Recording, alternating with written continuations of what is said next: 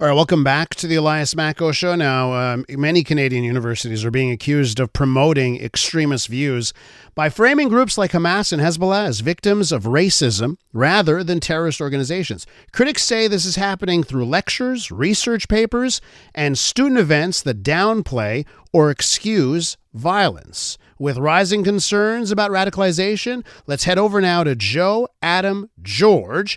He's the Canada Research Lead for Islamist Threats with the Middle East Forum. They're based in the U.S. and also a foreign policy and national security analyst with the Macdonald-Laurier Institute in Ottawa. Joe Adam, welcome to the program. Hi, Elias. Lovely to connect with you, and thank you for having me on the show. So you recently penned a piece, co-wrote a piece in the National Post along with Casey Babb. The headline is Canadian Universities Have an Islamist Problem. Joe, why don't you tell us about that problem? Sure. You're seeing this consistently play out since the October 7 attacks in Israel, where we are seeing a concerted effort by special interest groups often linked to radical Islamist groups and designated terror groups like the Muslim Brotherhood and Samidon and so on, where they're using university campuses to try and propagate, the likes of Hamas and Hezbollah being the good guys, whilst the rest of the West, including Canada, are the bad guys, essentially accusing us of having colonial systems and laws that are riddled with racism and Islamophobia, and hence we are undermining the Palestinian cause.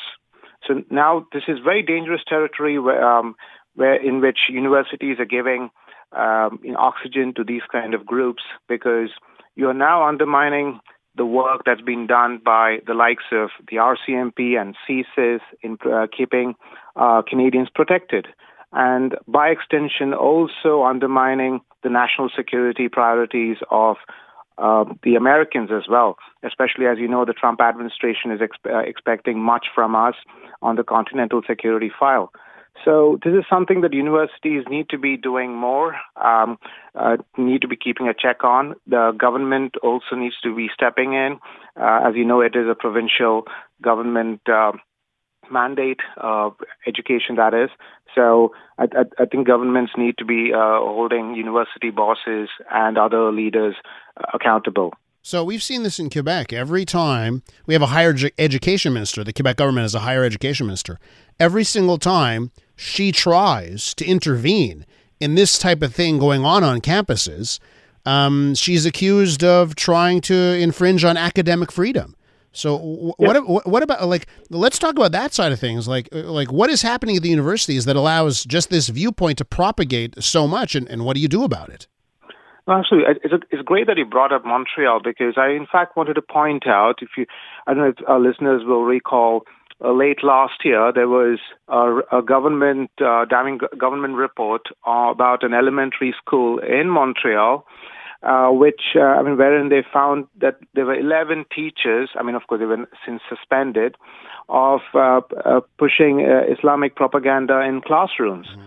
And in fact, there was a local mosque also involved in the education system, in engaging with the school and so on. That's the Bedford school situation, by the way. And we talked about it extensively, but for our listeners who are trying to put those two together, that's the Bedford school situation that you're referring to. Yeah.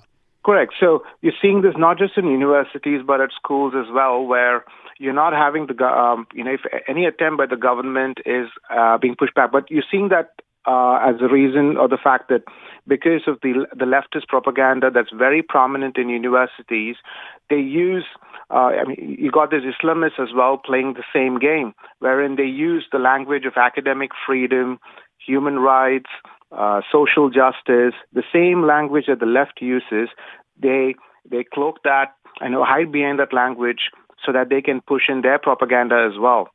So if any attempt, and as you know here in Canada, any such attempt to address it, you're just accused of being a racist or an Islamophobe. So nobody, no government official or well-meaning leader wants to touch it with a 10-foot pole. So then what's the solution if it's become an issue no one wants to touch? Well, it has to be done by citizens. Increase pressure on MP. Calling up their MP and talking to them, or the MLAs and MPPs as well. Pushing them to demanding more. Governments also. The thing is, because we are so obsessed, our electorate is so obsessed with vote bank politics and appeasement politics. I think the time has come where we need to shed off all of that if we really need to keep Canada's priorities first. So the government, I think it's time the citizens need to step up to the plate, seek more accountability from schools and from the education system and teachers about what's going on, so that their kids are not indoctrinated with this kind of garbage. We're with Joe Adam George, a national security analyst with the Macdonald-Laurier Institute in Ottawa. Recently co-authored a piece in the National Post called "Canadian Universities Have an Islamist Problem," and we're tackling that right now. So what are the risks here if this continues to progress unabated? If we don't do something about it, what does the future hold? We are certainly playing into the hands of enemies, because I also wanted to point out, as a matter of fact, that at this point in time, there is no legislation in place that holds the universities accountable for any, or for the matter, have them disclose foreign funding. So we do not know at this point in time where the funding is coming from. It could be from bad actors like Iran, China, Qatar, or Turkey. We already know in the U.S. that the Muslim Brotherhood and Qatar and Saudi Arabia have been funneling in hundreds of millions of dollars to push their propaganda in U.S. universities. So I won't be surprised that the same thing is happening here already. Well, you have an example in your piece, right? You have an example about the Toronto Metropolitan University and their arts faculty. Why don't you tell our listeners about that? That some of the research that's being done in Canadian universities. Yes, I found that quite outrageous. This is a research paper that is funded by the arts faculty of Toronto Metropolitan University, wherein the paper argues that the process of designating Islamist groups like Hezbollah, Hamas, and ISIS as terrorist organizations by Canada's security apparatus is deeply flawed because of systemic Islamophobia and racism, and it's claiming that Canadian security agencies, just accuse Muslims or associate terrorism with Muslims, regardless of which group commits a violent act, which I find quite preposterous and not true at all. And for context, in fact, people need to know that roughly 70% of all listed terrorist groups in Canada are actually of the Islamist variety. So, which you can find out if you visit the Public Safety Canada website. So there is this play. You're seeing these multiple cases of terrorism whitewashing and trying to portray actual terrorist groups like Al Qaeda and ISIS as the good guys, while the rest of the West, like Canada, including Canada or the U.S., are the bad guys.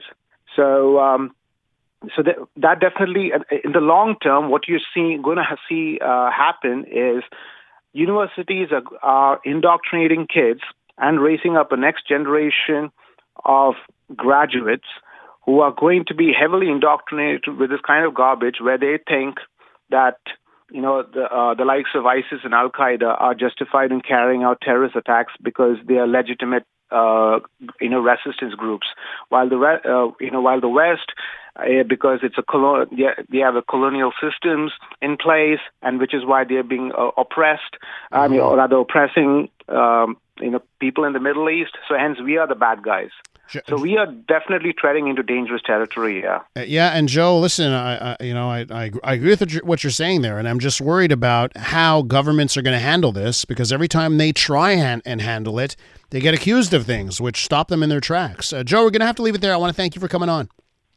Thank you again, Elias. Joe Adam George, Canada Research Lead for Islamist Threats with the Middle East Forum, based out of the U.S., and you can read his latest piece in the National Post. It's called "Canadian Universities Have an Islamist Problem."